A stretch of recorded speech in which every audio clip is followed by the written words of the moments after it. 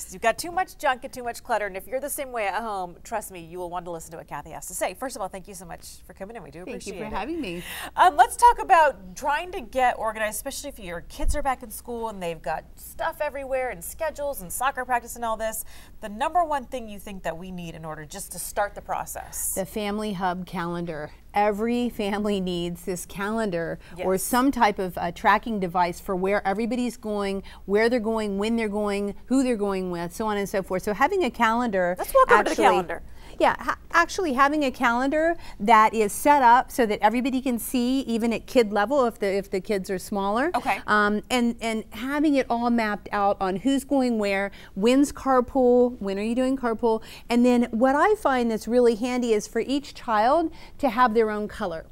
I love that idea. That's hugely helpful. In fact, I'm going to steal that idea. Yeah. So and to keep those colors throughout the duration of their school years. You know. So right here we have Kayla is blue, Lindsay is green. So you see everything that's green means Lindsay's going. Everything that's blue means Kayla's going. Dad is black.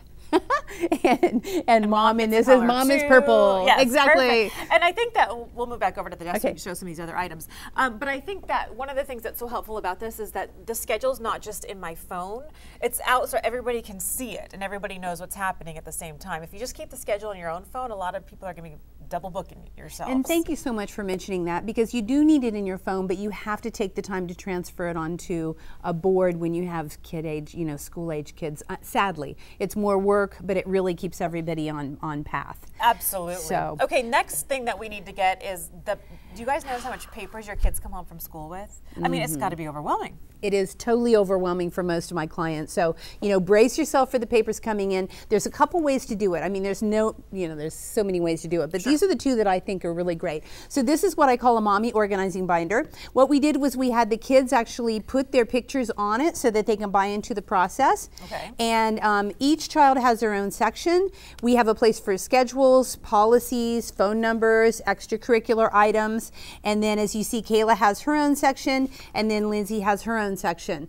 Now what's really great about this is once the children are old enough, you can get them to buy into the process and actually hole punch and put the stuff in there on their own. Perfect. So instead of just going, here mom, here's all the papers, they can actually organize it. If the binder doesn't work, there's also a file. You can go vertical and you can just have this sitting in the Family Hub again, and it's the same exact mirror image, only it's folders. They can drop the papers right down into it. Can I ask you this question? Where should the Family Hub be? My kitchen becomes the central spot for everything, everyone, every piece of junk mail. I'm tired of it being there. Is there another place that the Family Hub can be? You can choose the dining room, okay, but it definitely needs to be by where people congregate. So it probably should be in your kitchen, but maybe a lot of the other stuff like bill paying and whatnot doesn't have to be in the kitchen so that it's not so cluttered for you. Okay, perfect. Good to know. Just make sure it's in a central location, though. Now, the chore chart. Every child's favorite, the chore chart. Yes, everybody loves this. Again, we're color coded. We've used the same colors for the children on this as we have on the family schedule. I love this color coding thing. Yeah, so it makes it very easy. And then at the end, you know, at the bottom, if they do a certain amount of chores, they get a they get a prize, yogurt, or a frozen yogurt, or a movie night, or a pizza, or whatever you want to give them. And so it totally it motivates them to keep track and to do this stuff. Do you find that them seeing the reward written out is a little bit more of an inspiration to get their chores done? Absolutely, and you know, during the family meeting, which I recommend for every family to have once a week, preferably Sunday night. During the family meeting, the children can actually determine what is their prize for the week. That way, again, they buy into it more, and they're more motivated. Awesome. You know, this Great particular idea. child really wanted yogurt. You know, the other one wants yeah. like, you know, a can of Pepsi or whatever. If it was up to mom, it would say my reward is peace and quiet.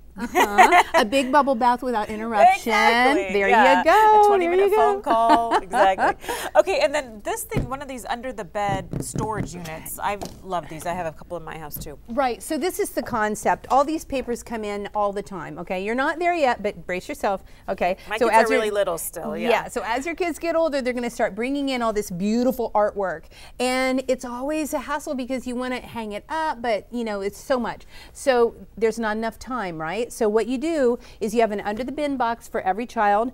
After it's displayed properly, you put it in the under the bin box. So mom's not accused of throwing anything away. Exactly. Mom looks like the hero here. But this is the concept. every summer you have to go through it individually with each child because each child has their own. By the time they're in 12th grade and off to college and then married, the one under the bed big box has the best memories in it. It can be shipped off with the child once they have their own place. And then it's no longer mom holding all the stuff in the garage forever. Perfect. Which happens all the time. Yeah, and my mom is always like bringing things over, and my mother-in-law bringing things over, trying to clear out their garage finally after having years of having this stuff. Boxes and boxes of memories, yes, right? Exactly. We want one.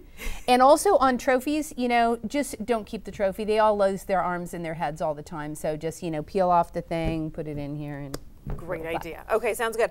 Kathi, you have a website that people need to know about. I do. It's addspacetoyourlife.com, and I have a giveaway. I have Home Organizing Made Simple is an online course. It's a do-it-yourself, get organized course. If you email homeorganizingmadesimple@gmail.com and put CW6 or San Diego Living in the tagline, in the subject line, I'm going to give away one course to someone, one of your viewers, and it's a 1.5 year long course. Get your home in order. It's homeorganizingmadesimple@gmail.com. There you go. Hop on your email right now and get that for yourself, because trust me, you will not be sorry. I feel like the less clutter I have in my house, the less clutter I have in my head. It's right? very true. You've got it, girl. All right, Kathi, thanks so much for your time this morning. We certainly do appreciate it. Thank you.